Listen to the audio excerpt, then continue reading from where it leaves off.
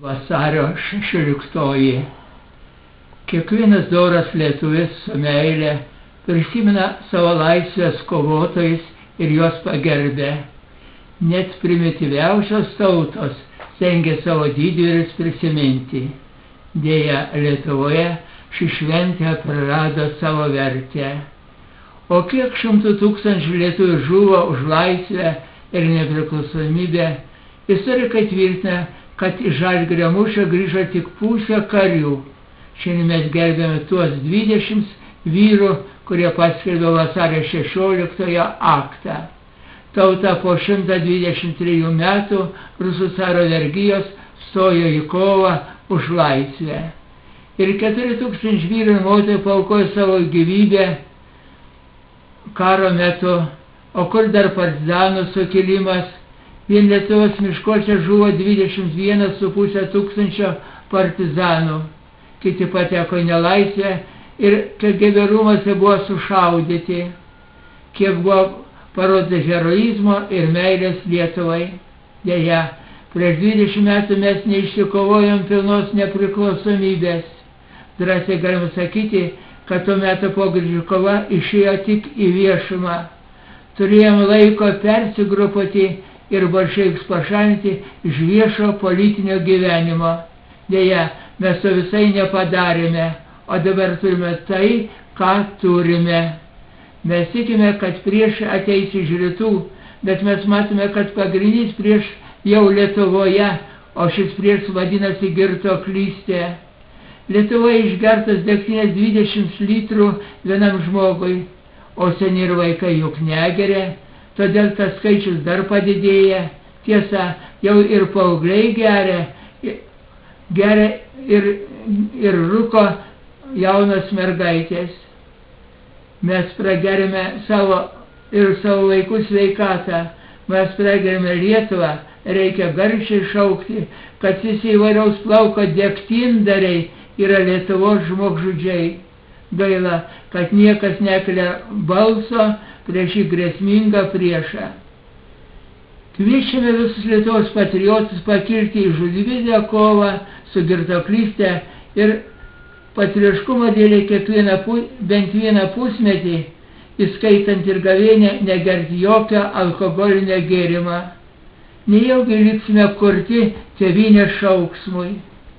Greitai savivaldybių rinkimai, rezultatai gali būti tragiški.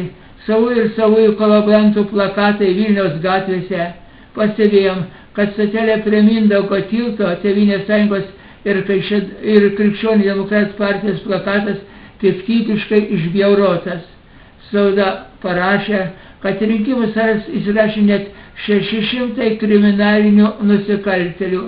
Pusė nuslėpsto teisumo ir jos praleido, o dalis neprisipažino ir jos išbraukė į sąrašų.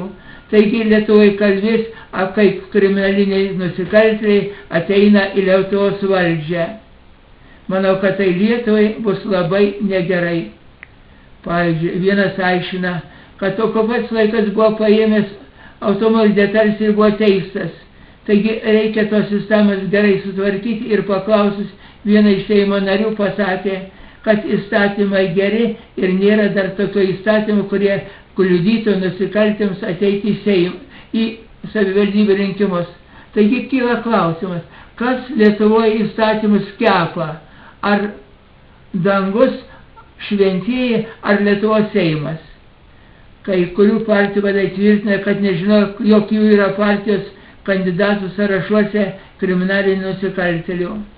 Pirmiausiai, šiais rinkimais bus paniekinta Lietuva, apie tai kalbės pasaulis. Tai yra naujas didelis nusikaltimas prieš lietuvių tautą. Tikimės, kad mūsų įspėjimą išgirs daugelis Lietuvoje, todėl kiekvieno lietuvio pareiga nerinkti šių nusikaltėlių per savivaldybių rinkimus, nerinkti ir tų partijų, kurias remės tokiais kandidatais. Kiekvienas ženklas prie kelio rodo kryptį, taip ir čia. Visi šie nusikaltėliai, jie išvengs tautos arba istorijos teismo, tai neišvengs Dievo teismo.